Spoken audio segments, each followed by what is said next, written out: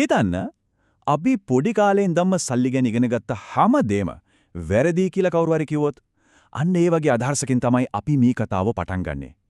දශක ගානක් තිස්සේ මිලියන ගානකගේ මූල්‍ය ලෝකෙම උඩයටිකුරු කරපු Robert කියෝසාකිගේ Rich Dad Poor Dad පොතේ තියෙන අන්නේ මතභේදාත්මක අදහස් ගැන තමයි අපි ගැඹුරින් කතා කරන්න යන්නේ.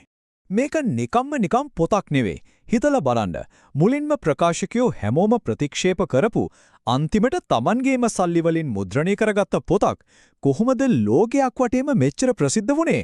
ඒකයි Rich Dad Poor Dad කියන්නේ පොතකටද වඩා දෙයක් වෙන්නේ. ඒක ඇත්තටම මූල්‍ය නිදහස ගැන අපිව අලුතෙන්ම හිතන්න පොළඹවන පොඩි කැරල්ලක් වගේ දෙයක්. හරි. දැන් මේ උපුටා දැක්වීමේ දිහා පොඩ්ඩක් බලන්න. ඉස්කෝලේ යන්න, හොඳට ඉගෙන ගන්න, ආරක්ෂිත රස්සාවක් හොයාගන්න අපිට පොඩි කාලේ ඉඳන්ම අහලා පුරුදු අපි දෙමව්පියන් අපිට දුන්න හොඳම උපදේශ නේද මේ? ඒත් රොබර්ට් කියෝසාකි කියනවා මේක තමයි අද කාලේ දරුවෙකුට දෙන්න පුරුවන් භයානකම නරකම උපදේශ කියලා. මොකද ඒකට හේතුව? ඇයි එයා හැම කියන්නේ? හොඳයි. මේ මුළු පොතේම කතාව ගලාගෙන යන්නේ මූලික චරිත දෙකක් වටේ. ඒ තමයි තාත්තලා දෙන්නෙක්. එකක් රොබර්ට්ගේම තාත්තා. අනිත් කෙනා තමයි එයාගේ හොඳම යාළුවගේ තාත්තා. මේ දෙන්නා සල්ලි දිහා බැලුවේ සම්පූර්ණයෙන්ම වෙනස් කෝණ දෙකකින්.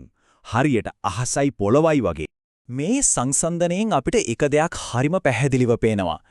අපි හිතාගෙන ඉන්න විදිහට ඉහළ අධ්‍යාපනයයි හොඳ රස්සාවකුයි කියන දේ හැමතිස්සෙම මූල්‍යමය සාර්ථකත්වයට කෙලින්ම සම්බන්ධ වෙන්නේ නැහැ. ඇත්තටද කියෝසාකි කියන විදිහට සමහර වෙලාවට ඒක සාර්ථකත්වයට බාධාවක් වෙන්නත් ඉඩ තියෙනවා.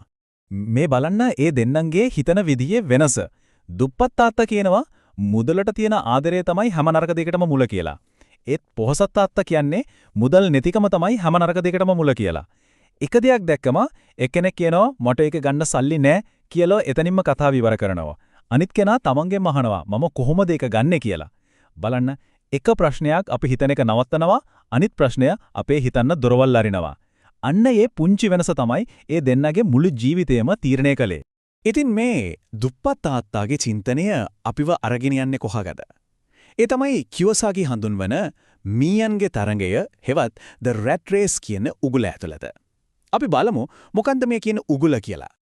හරි. මොකද්ද මේ මීයන්ගේ තරඟය කියන්නේ? සරලවම කිව්වොත් ඒක තමයි බිල් ගෙවන්න විතරක්ම පඩියට වැඩ කරන නිමක් නැති චක්‍රය. හරියට අර කූඩුවක රෝදයක් උඩ දුවන මීයෙක් වගේ. කොච්චර වේගින් දිව්වත් කවදාවත් ඉස්සරහට යන්නේ නැහැ. ඉන්නේ එකම තැන. මේ චක්‍රය හරිම හුරුපුරුදුයි වගේ නේද? බලන්න ඉස්සල්ලාම ඉගෙන ගන්නවා, හොඳ රස්සාවක් හොයා ගන්නවා, පඩියක් ලැබෙනවා. ඊට පස්සේ ආදායම වැඩි වෙනකොට අපි ලොකු ගෙයක්, හොඳ වාහනයක් ගන්නවා. ඊට පස්සේ මොකද වෙන්නේ? වියදම් වැඩි වෙනවා, ණය වැඩි වෙනවා. එතකොට ඒ ණය ගෙවන්න අපි තවත් මහන්සි වෙලා වැඩ කරනවා. මේක පරම්පරාවෙන් පරම්පරාවට යන අපිව හිර කරගෙන ඉන්න උගුලක්. ප්‍රශ්නේ තියෙන්නේ ඇත්තදම මේකෙන් ගැලවීමක් නැද්ද? හරි. දැන් තමයි අපි එන්නේ මේ පොතේ තියෙන සමහර වෙලාවට ලොකුම කතාබහට ලක්ුණ මතභේදාත්මකම අදහසට. මේක සමහර වෙලාවට අපි මෙච්චර කල් හිතාගෙන හිටපු දේවල් සම්පූර්ණයෙන්ම අනිත් පැත්ත හරවයි. මේ ප්‍රශ්නේ ගැන පොඩ්ඩක් හිතන්න. Tamanගෙම ගයක් කියන්නේ කෙනෙක්ට කරන්න පුළුවන් හොඳම ආයෝජනය. අපි මේ කතාව කොච්චරනම් අහලා තියෙනවද? ඒත් ඒක ඇත්තටම එහෙමද?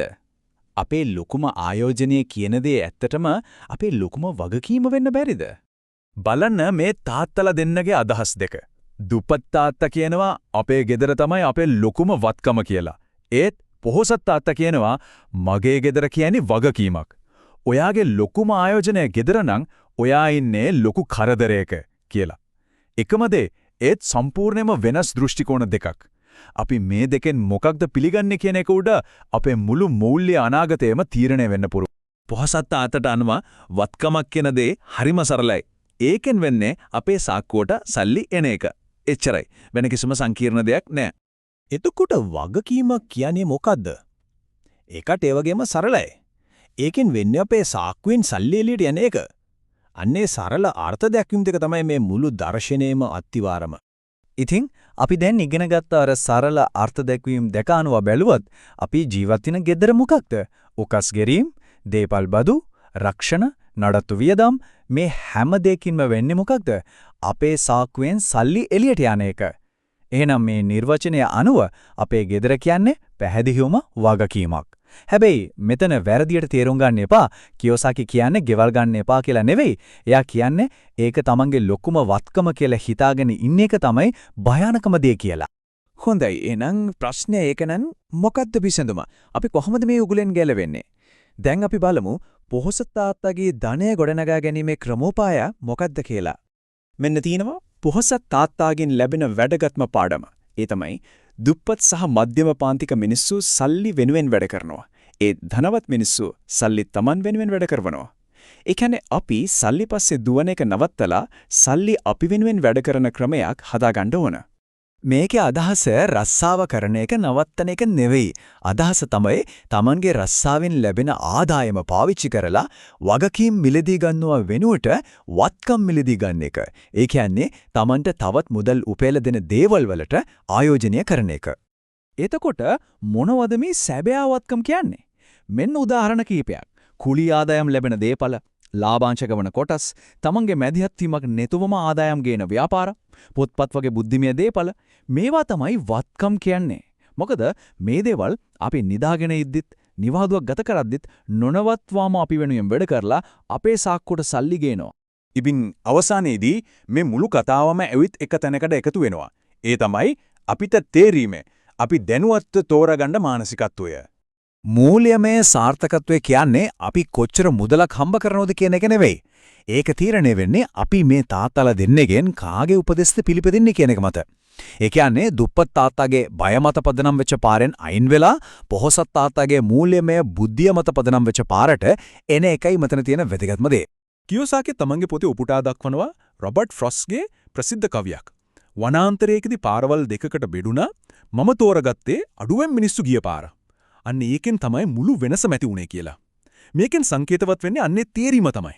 හැමෝම යන සාම්ප්‍රදායික පාරද නැත්නම් වෙනසක් ඇති කරන ඒත් අඩුවෙන් මිනිස්සු යන පාරද තෝරගන්න කියන එක. ඉතින් අවසාන වශයෙන් අපිට අපේම අහගන්න තියෙන ප්‍රශ්න තමයි මේ. Tamanගේ මූල්‍ය ගමනේ දිහා ආපහු හැරලා බලන්න මේ ප්‍රශ්නය හොඳ අවස්ථාවක්. Taman තෝරගන්නේ මේ මාවත දෙකෙන් කුමන මාවතද?